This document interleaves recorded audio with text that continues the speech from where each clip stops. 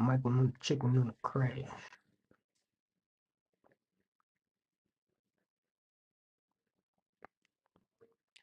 All right, good people, we are officially live. This is the final session of the Ubuntu Magic. We're going to be going over the prestige. So we went through the pledge and we went through the turn, and now we are finally on the prestige where we will be going over basically the end result of this magic trick that's been performed on African Americans and giving them some level of amnesia of Africa. So the catalyst of this is basically like me trying to basically reverse engineer my experience as an African American that's been living as somebody in South Africa, in Gislala, Etiquini, Amayakanani. I've been in South Africa for 4 years. In Gepume Peshe, Dolo Bini, Tani, and New Orleans. So I'm from a small town called New Orleans. That's what I'm saying. It's a Zulu if you don't understand. I'm still learning myself, in Gefunda, it's a Zulu, in Kalumi, it's a Zulu, and Tani, Tani. Tani means a little bit. So where we are is at the pledge. No, we started with the pledge and then we went into basically like the turn. So this is three parts of a magic trick. Basically, like the pledge is when you show something to somebody. Basically, it could be like, the bird or a bunny rabbit, how you see in the traditional magic tricks. And then from there, they will make it disappear. And that's called the turn. That's that formula. And then after that, they will make it reappear. And that's called the prestige area. And this is all based upon a movie by Christopher Nolan called The Prestige. That's where this concept comes from, this formula that I'm speaking of. But all in all, what I'm just getting into is that this same magic trick has been performed on African Americans in terms of making them forget their history. And what we're talking about in terms of the pledge is basically like them presenting African Americans as, this identity that you may were before you came into chattel slavery. But then after that, you kind of took this turn to where that has disappeared and now you assimilate into an African American, more of an American culture and then the pet ways that you've migrated within the slave ships, but even before then it's like it's kind of just blurred to the point where there is no true narrative that you can kind of find. And then the prestige that they kind of want to deliver is basically like you just fully forgetting all of that and having a full amnesia of Africa, because when you're in America as an African American, you don't really have too many relics to remind you. You don't have people that speak the language, and that is kind of like the real aspect of how they just fully transform you. But what we're talking about is the prestige that is combating that, which is the Ubuntu magic. And that is basically like something that's engraved in us. No matter how much they try to dismember us from our African culture, we have something ingrained in us in terms of our humanity. The just the ancestry, the DNA that we kind of carry is always will have some level of keeping up that humanity in the midst of all of the humanization that has come by through the conquering forces of colonialism, imperialism, and the like. So we're going to go right into the prestige. If you are joining on TikTok, I'm going to share a link with you guys so you can read along on the Substack. Just give me 1 second so I can get that to you guys. And in the meantime, if you are joining from TikTok, you can also go to YouTube at Responsible if you would like to just, tap in on that level and really see the full presentation. Or you can just watch the recap at a later time. But let me just get right into it, to be honest, because I'm not going to be, going forever tonight. This is my last, it's Friday night here in South Africa. So I just want to get right into it so I can enjoy my afternoon with my family. So basically, like I was explaining again, this is basically like a concept, a formula behind the magic trick that we're talking about here. And it's basically the pledge, the turn, and the prestige, which you can see here. And in the aspect of this, the real key is basically like the magician first presents a person, thing, or place in its normally perceived format. And during this initial display, the presenter already has an idea of how they will manipulate the perception of the observer based on the study of how belief works. So this pledge is basically like what we're saying, that the African Americans are presented something as their history, but it's not really a full in-depth history. It's like, okay, this is what you are African, but we are kind of taking you from there, and now you have to like assimilate as a civilian after going through the 400 years of abuse and turmoil in terms of slavery. And then the term is utilizing the element of surprise, usually primed with a distraction that transforms the internal narrative within the memory of the observer. The magician takes control of the natural trajectory of thought and guides it to his designed destination. So that's what the aspect of the turn is. It's like, okay, first you are, giving that person an aspect of their identity as an African, but then you are controlling the narrative to say, okay, maybe you want to disassociate from that. You were living in a type of way in Africa, and we came, and now you can be civilized into an American assimilation. You can be involved in capitalism. You can go on a trajectory of, becoming basically transformed into an American. And that is something that, is something that we've been talking about in terms of this players turning prestige, is that once you are an American, and you're an African in America and you become an African American, like they kind of can guide and understand every part of the spectrum that you will be able to, become. And with that, it's a control mechanism to where you would never be like a real threat to, buck against the system, because every measure they've already seen, like the entertainers, the politicians, all of the versions of African American that can, evolve on the spectrum of the transformation levels within America. So what I kind of am discovering is that to really break out of that, you have to kind of have more of an organic development by tapping in with something beyond this transformation and breaking off that spectrum and switching that trajectory by tapping in with the ancient cultures of Africa, which we, kind of have access to if you can travel, kind of like what I've been able to do. I've been able to like visit certain areas where I've been able to experience the customs and see that there's an organic development that's still being practiced. And that is something that we are going to dive in deeper as we get into the prestige, as we finish off this section, because the prestige, it reveals an unbelievable outcome that can only be considered magic to the untrained eye, while simultaneously committing to the necessary maintenance needed to upkeep the illusion, otherwise risking the emergence of true clarity. So this true clarity is the thing that we are talking about in terms of what combats the magic trick. And if they don't maintain basically the levels of the superstructure that makes you dependent on assimilating into the American culture, then you they risk basically you being able to break free from that matrix of the mind. So after seeing that we have basically like this players turning prestige, what I was able to do is basically like map out basically like the insights that I was able to gather from speaking about this on my Instagram, my TikTok, my Facebook, and also engaging with people in South Africa and really gathering insights and be able to map out a journey which is going to allow for me to like create some level of expression that connects with every point of this journey, because we have like the pledge, the pathways, and then the prestige is the end result. But in the midst of that, there's different connection points that I was able to identify through breaking down and analyzing the insights that I was able to gather from, asking for feedback on my reels and like people engaging with my comments. This is how I was able to like, turn that information and put it into a format to where I can, bring some level of expression that will actually connect with people versus me just putting something out there that's a one-sided argument. And the purpose of this class is kind of just to reverse engineer my articles to show you how you can also apply this to your creative expression and make sure that you can back anything that you're putting out there with research and make sure that it's valuable to somebody before you just put it out there. Because that's like the main thing with artists is that I see that we have some people in the comments on TikTok. Sorry, I just wanted to say, hear from your video about your choices about being Zulu. You are. Thank you, my brother. Siyabonga, siyabonga. Shout out to you, my G. But I'm sorry. I'm gonna be going back and forth between the comments, but let me get this point out. What I was just saying. Yes, this journey map is trying to help people basically, strengthen their creative expression by backing it with research, because that's what I kind of like to do with my page. It's like trying to create a research repository for people that are interested in these type of topics so that when they go to my page, they can go to my comment sections, they can go to my reels, and then they can see the dialogue, but then also they can see the articles that come from that dialogue. And that's something that I want to continue going forward. So we will be doing this, sessions throughout the next 2 months, where you would have different articles that I've written showing my documentation of my experience from being an African American that's living in South Africa for the last 4 years. Okay, so we're going to start from the seventh passage, which is we went through the pledge, we went through the turn, which you can find on the recaps on YouTube currently. But we're going to go in the last section, which is the prestige, where we're talking about the end result of this magic trick that they're trying to perform on African Americans to make them forget about the history.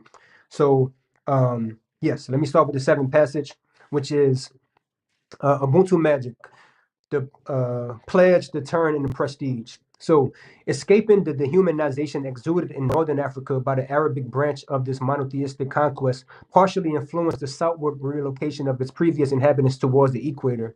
As those who remained either intermarried into the Islamic fold or served as domestic workers, the travelers who resisted surrendering their own sense of humane expression found themselves expanding in directions where the host communities were more familiar.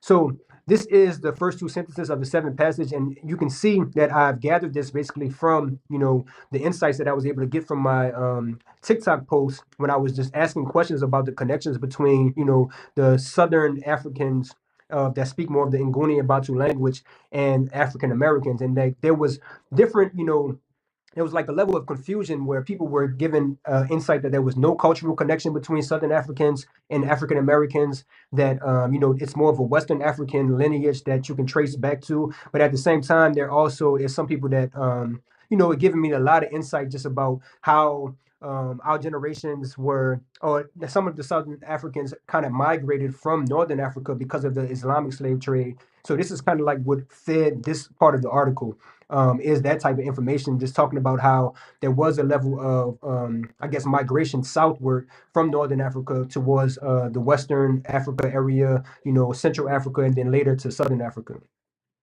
And not saying that there wasn't people in Southern Africa, at one point, but this is just, me trying to analyze the information that I'm getting and included in my article. But I go through the whole process of basically breaking down the different insights and bringing in all of the different narratives and kind of molding it together. That's the artistry that I kind of have, but the information is coming from my dialogue with my reels on my TikTok and my Instagram and my Facebook. So continue to engage so that I can continue to strengthen my articles. Continuing forward. Um, we said before the trend of objectifying mankind intensified to the extremities of colonial industrialization, the cultural exchange that occurred throughout Western, Central, and Southern Africa were drastically less opportunistic. Even abroad, during extended explorations toward the Americas that predated Christopher Columbus, the imperialistic motives common amongst European nations were not evident in the encounters executing reciprocal trades of indigenous produce across the Atlantic. So this is trying to talk to that they had also some insight from those that were giving me feedback, that they kind of understand that there was some level of African exchange with the Americas before Christopher Columbus and before the Americas became really Europeanized.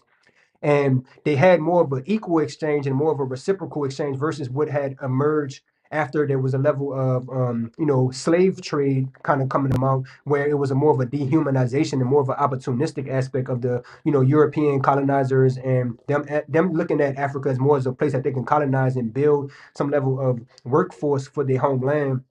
Before, the travel was more so, just trying to explore and trying to trade produce, that was more so just exchanging on an equal foot versus what happened when there was more of a dehumanization. And also what we talk about is that in the midst of people leaving from the Islamic, slave trades in Northern Africa, they would want to go to areas. I think I missed the sentence here.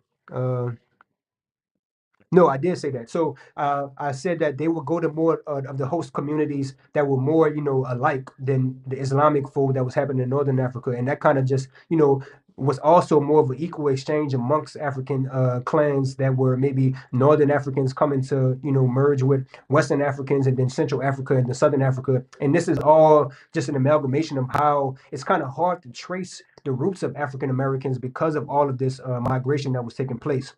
Um, so going forward, we're going to just see that all of this information is coming from basically these insights that I'm able to get from my feedback. And we're, like I said, again, building a research repository, from the feedback. So y'all continue to engage on YouTube, on Instagram, on Facebook, TikTok, and we will continue to strengthen these articles. But as you can see, we have different categories here based upon, the feedback that I've been able to get.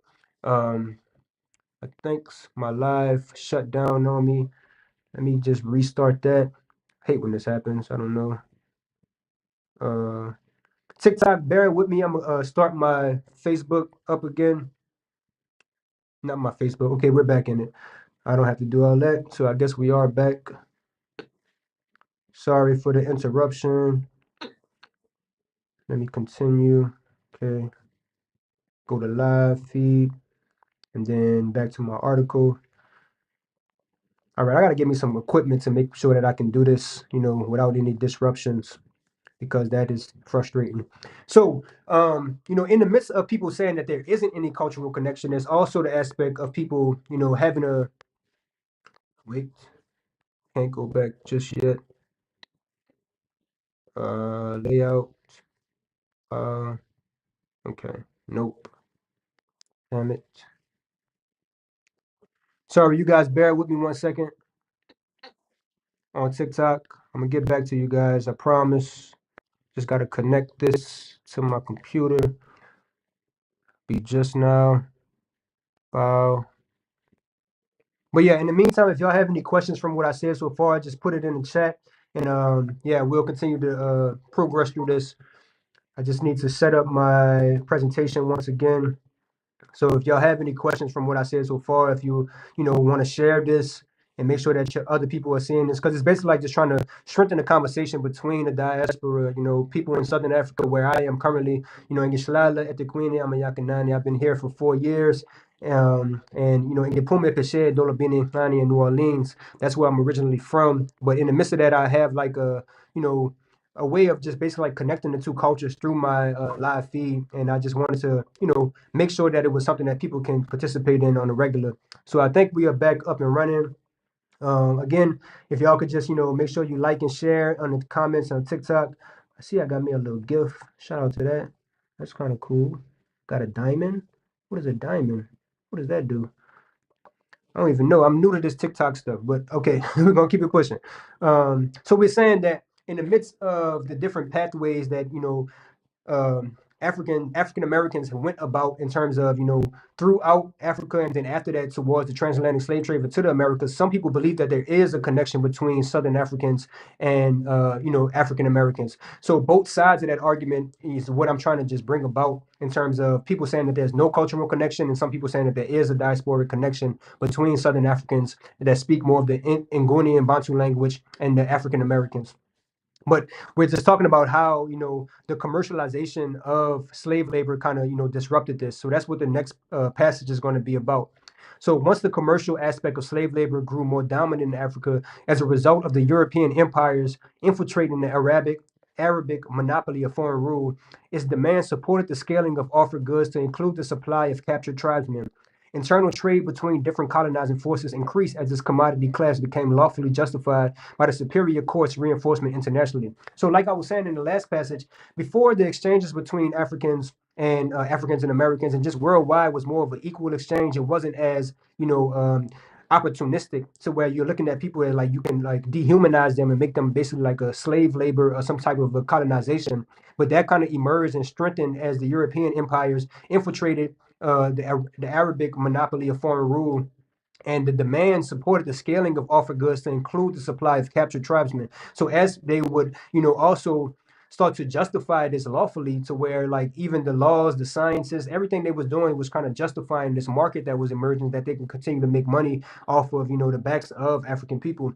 So this is something that we're just talking about in terms of how, you know, it started to also transform into tainting some of how Africans view each other. It's because that, you know, is how things kind of emerge. Once there's a market, once money is involved, people kind of go against their, you know, actual ways of doing things. And that's kind of like what the European empires kind of introduced to Africa as a whole.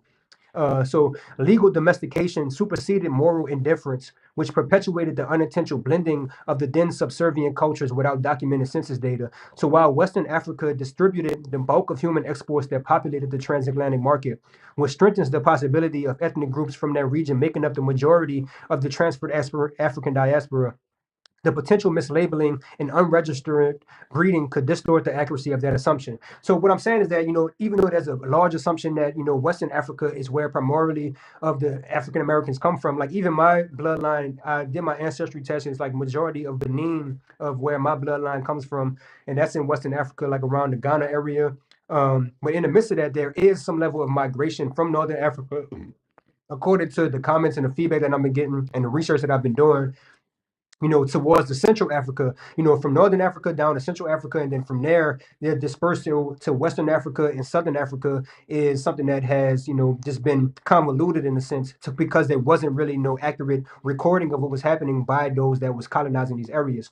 And the only, you know, collection of information was more so orally by the cultures of these African cultures. But in terms of the language barriers that was happening in terms of Western education being able to capture this information, it's more so they were prioritizing more of the documented English, you know, history of this type of situation because the colonizers was the ones that was writing the history, and they was basically, you know, ignoring all of the more African traditions that was more of orature versus a literature. Orature is basically like literature is more of the written word, and orature is more of the spoken word, and more of like, you know, practices of rituals and ceremonies and you know, clan songs and all of these things that are familiar in Africa and carries like, you know, millenniums of history, but that isn't really accounted for when you know, when Western education kind of picks up and adopts these you know, practices or understanding of these people.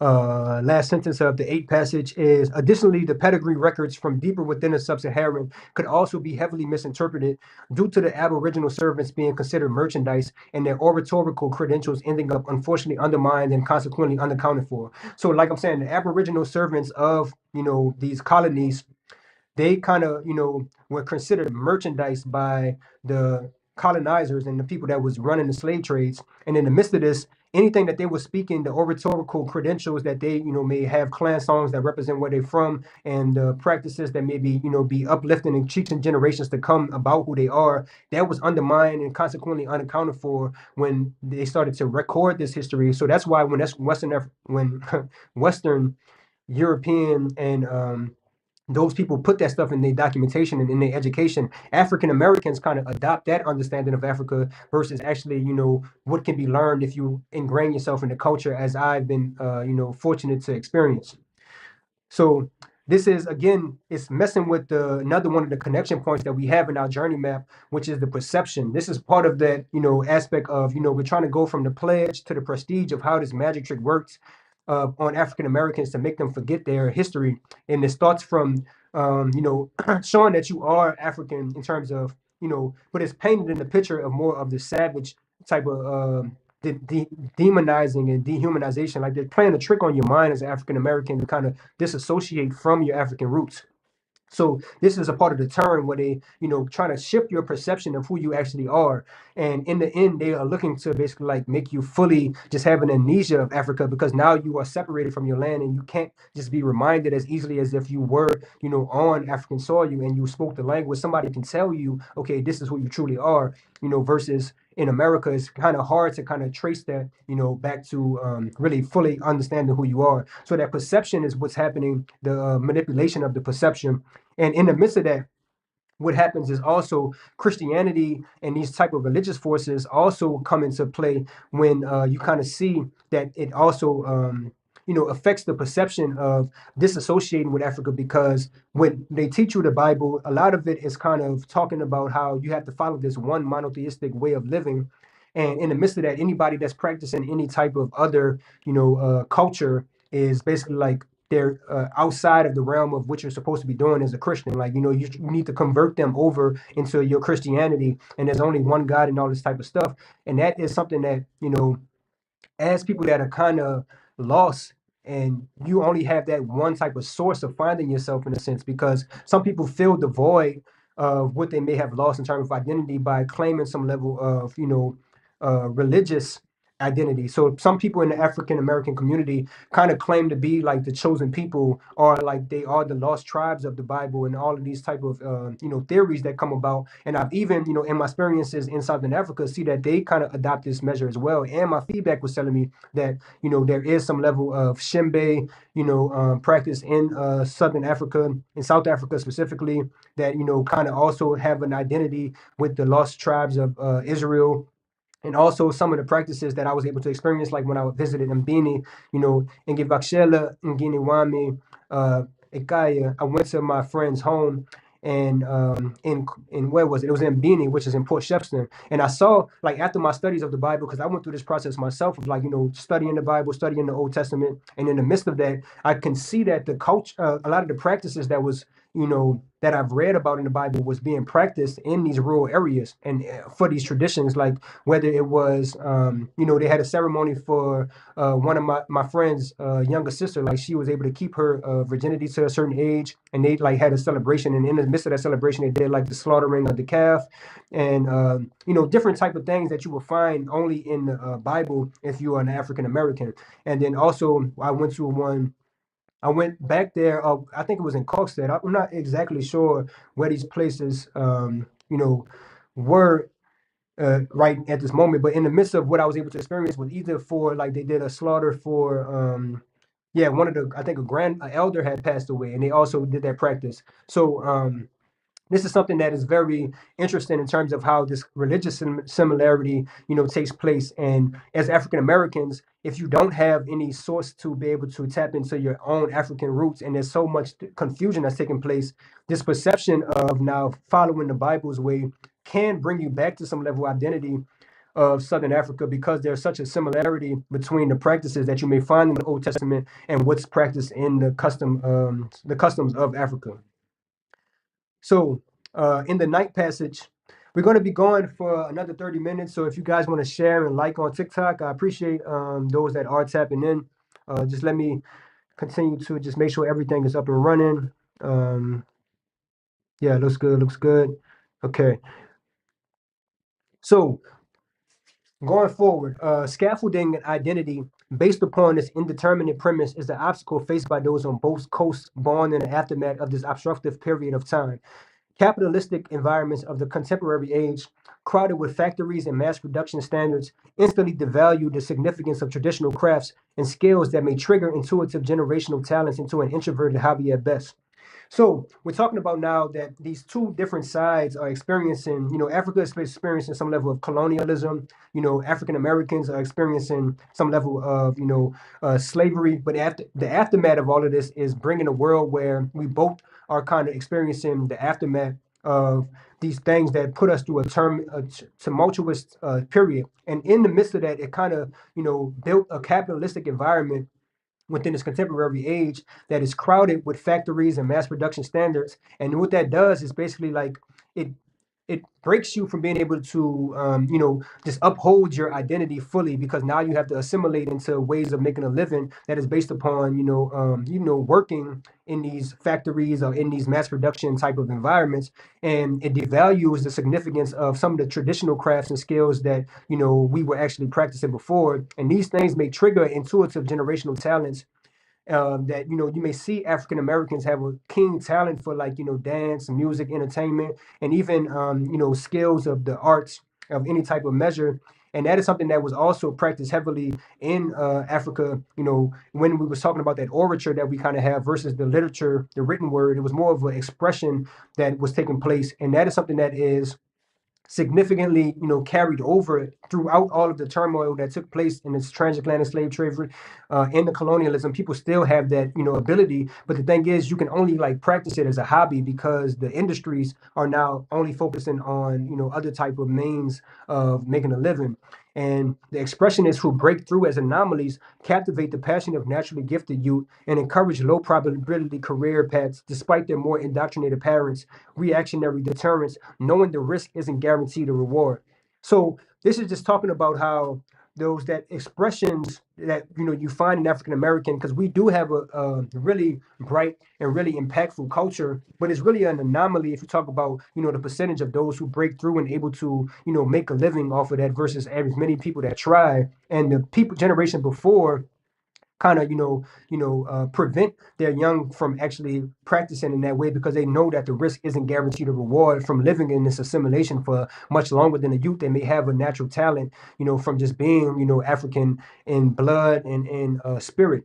And in the midst of that, that practice that you may have traditionally isn't really encouraged. It's more of it's denounced, and actually they try to push you to become maybe a lawyer or engineer or a doctor.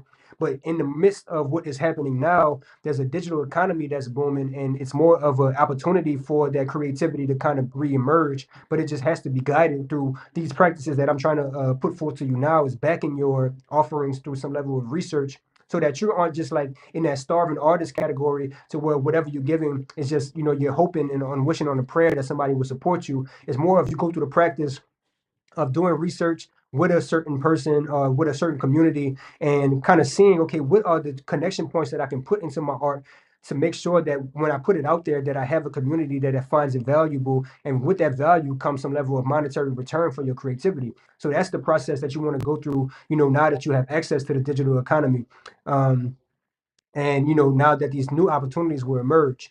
So just going forward, communal appreciation isn't as typical as you will find in the annual celebrations performed in the rural homes of Africa, unless you were raised in a similar church-like environment in the States that also participates in collective praise without the harsh criticism found in professional arts and music industries.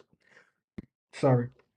Also, the more spiritual hymns, in contrast to the secular music marketed to African American demographics, mirrored the testimonial lyrics that help preserve and agreed upon a recollection of the authentic African experience that has been memorialized in the enunciated clan songs. So we're just talking about, as we have this natural gift that a lot of you may find in Black people in terms of entertainment, in terms of music, arts, and these type of things that aren't as appreciated in these capitalistic environments that put things into a factory or mass production type of standard to where you try to have the best pop chart and everything is a competition.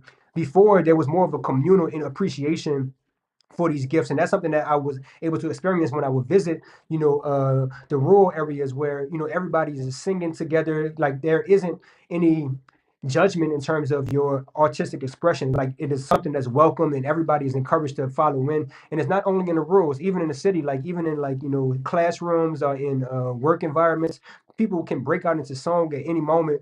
And that is something that is just known culturally, and it's similar to like the church like environment of America, to where if you were raised in a Black church like I was raised in St. Peter Claver, which was an Afrocentric Catholic church, to where we had like a Black Christ on our wall. We had like African literature.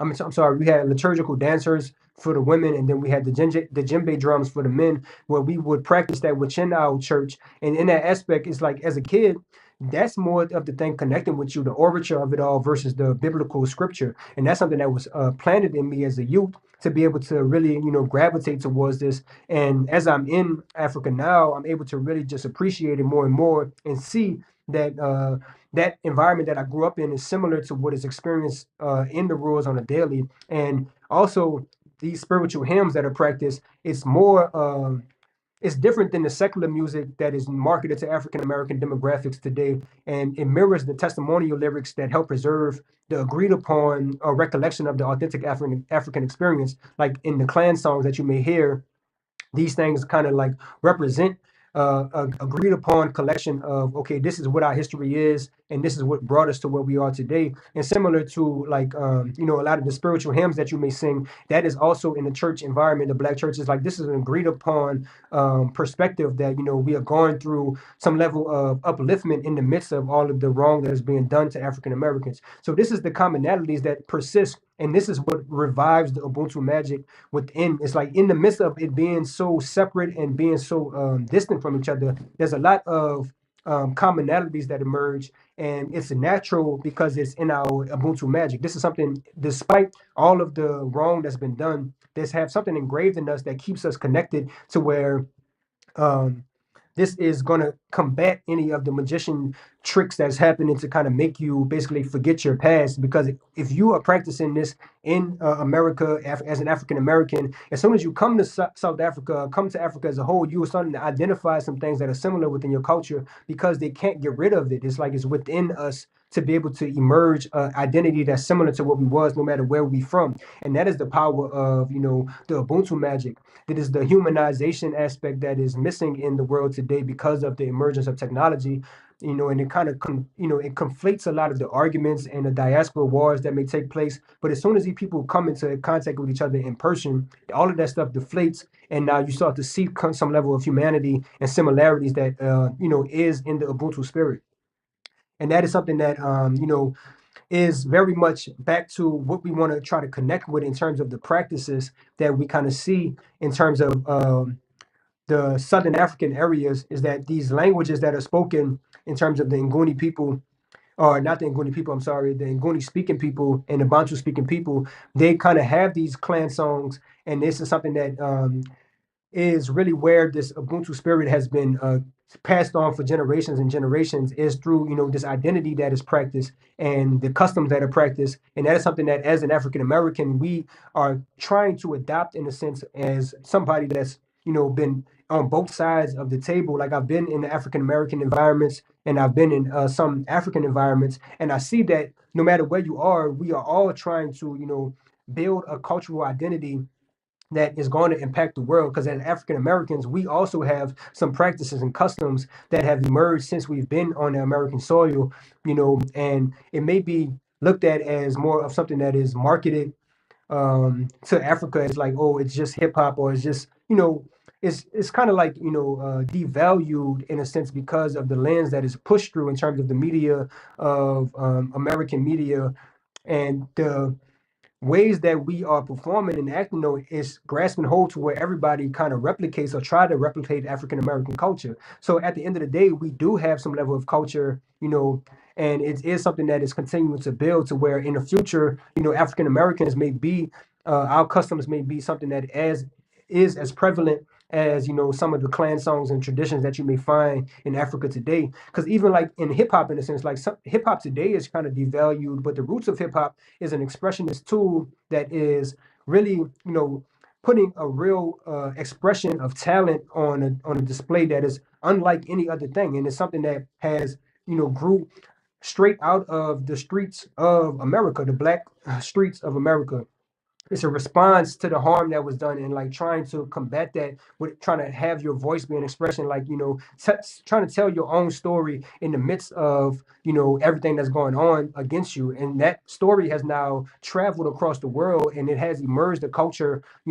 Of course it's been like European, not Europeanized, it's been Americanized to where it's been kind of just tainted by the money aspect of it all. But at the root of it, we still have some representatives like the Kendrick Lamars of the J. Cole's, and I would say even the Drakes of the world. And there's a lot more, but these are like the main plateau, and they also have some lyrical ability. They're not just like giving up the aspect of storytelling of the areas of really trying to put some level of empowerment and upliftment back into the communities. Um, and this is just following along like how we have used this aspect of this full harmony map, the insights from everybody, and kind of put it into a journey map and touched every point throughout our article. And we reverse engineered it to try to give you guys the aspect of, what is the true outcome that we want to reach in terms of a full length piece that connects to every part of the journey that has really backtracked how this African amnesia is taking place on African Americans and kind of reversing it so you can kind of see every phase of it and maybe identify how to just identify if you are still under that magician spell or if you can break out of it by understanding levels of output that is targeting trying to reverse that in that aspect. So lastly, the prestigious way that we want to end this article is basically like summarizing everything that we have gotten so far. And the last aspect is just trying to show the similarity that you may have and really the combating to the amnesia of Africa is basically like understanding that the cultural aspect that we have that you may find in Africa is also being practiced in America. And it can't be really broken despite all of the colonialism, imperialism, all of the acts that have been gone against African Americans. The 10th passage, our final passage, will kind of show how we are continuing to basically emerge as a beautiful Black people that can always tap in with our roots no matter what has been done to us. So, compacting the profound wisdom of millennia into these distinct proverbs illustrates the digestibility of primitive principles and the timeless aspects of the rudimentary preserver's infallible understanding. The resilience of the method and action behind the words has sustained an inkling of unconditional love for all earthlings in the midst of the now dominating oppressive nature that has consumed those entrenched in the race towards false progression. So the acknowledgement that I'm trying to give is to those that have created these basically clan songs and these compacted wisdom that is basically like it allows for the digestibility of something that is just basic understanding of how to treat each other, and they have been able to pass this down for generations. And the timeless principles of this aspect is just indestructible because it's just so easily digestible by the next generation if you can just pass it in through these simple songs and these simple proverbs similar to what you will find in the Bible that is passed down to generations. But Africans that I've been experiencing has been able to practice this in their own format, in their own language.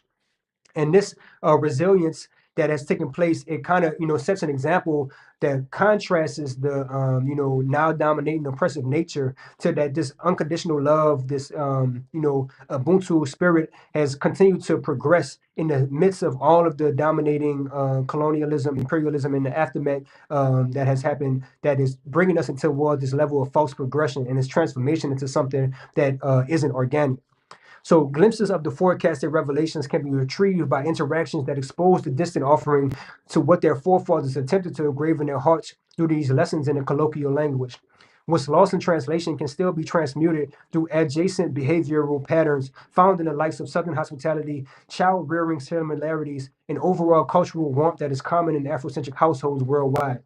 So we're just saying, in the midst of what was trying to pass down for generations, even though that some of them has been, lost because of the language change that has happened during the transatlantic slave trade, but these practices that have been passed down generationally by Africans, in terms of their clan songs, and in terms of these praises that they are practicing on a daily, and generations after them kind of practice, even though there's a separation that takes place in terms of African Americans being able to grasp that, you know, we can still, see that there are some level of patterns of similarities that, still practice this Ubuntu spirit, which is in the Southern hospitality, certain child rearing similarities that you may find, and the warmth that we may have in households worldwide amongst Black people. And genuine welcoming, acceptance shared throughout the gratuitous African diaspora is what will effectively bridge the gap widened by the embellished, divisive tactics that can be easily nullified through open-mindedness and sincere efforts to collaborate towards an outcome that alleviates the pain of involuntary estrangement. So this is just continuing to just summarize why this Ubuntu magic is so important for African Americans to adopt and to kind of be in tune with, because it helps you basically like alleviate the pain of what has happened in terms of your separation from Africa.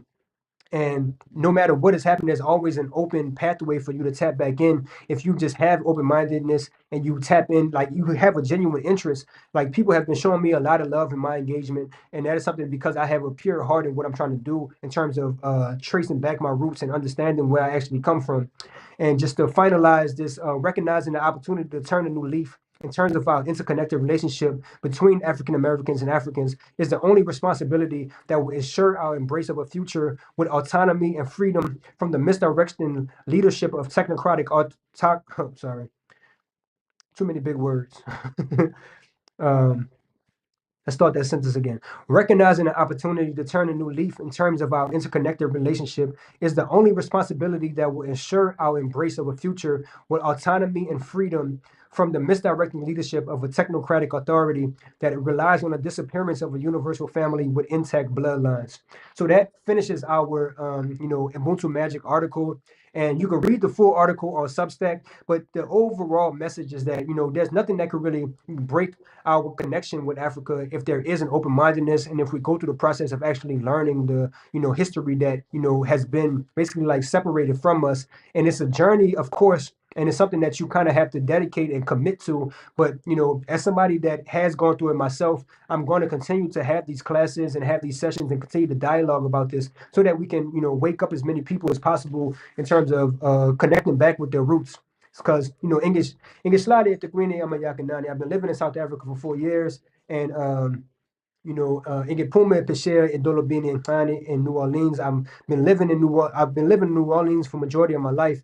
But Makote Wame is Amazulu, Isibongo Sake, Mshlongo, and Jomani, Bebe.